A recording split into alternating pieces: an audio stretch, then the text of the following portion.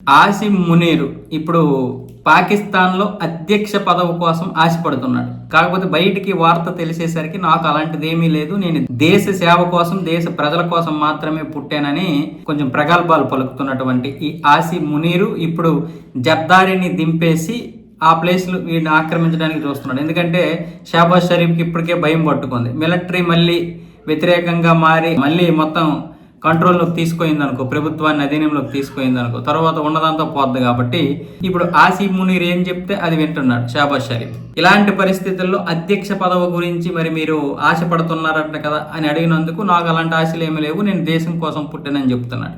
అయితే మరి China America మధ్య జరుగుతున్నటువంటి దూరంలో మీరు ఇప్పుడు అమెరికాకి దగ్గర అవుతున్నారు కదా, మరి చైనా పరిస్థితి ఏంటి?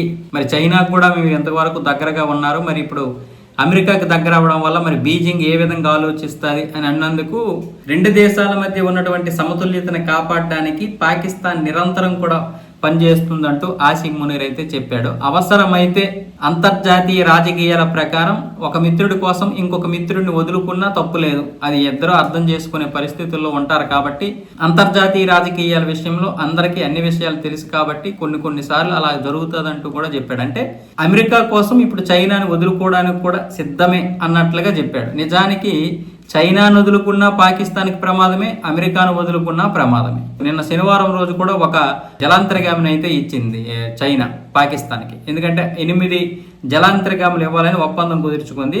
నిన్న ఇచ్చినటువంటి జలాంతర్గామితో 3 జలాంతర్గాములు ఇచ్చినట్టు. ఇదే కాకుండా ఇప్పుడు పాకిస్తాన్ దగ్గర ఉన్నటువంటి ఆయుధాల్లో 85% ఆయుధాలు చైనా నుండి వచ్చినవే. మిగతా 15% అక్కడక్కడ మిగతా చిన్న చిన్న దేశాల నుంచి ఏదో అమెరికా నుండి వచ్చినవి 15%. కాబట్టి ఇప్పుడు చైనా గురించి ఈ విధంగా మాట్లాడితే వాడు ఖచ్చితంగా రేపు తీవ్రమైనటువంటి పరిస్థితులు ఎదుర్కోవాల్సి వస్తుంది. లేదా నోట్ని అదుపులో పెట్టుకొని ఇప్పుడు బీజింగ్ నుంచి వార్నింగ్ కూడా వచ్చే అవకాశాలు ఉంటాయి.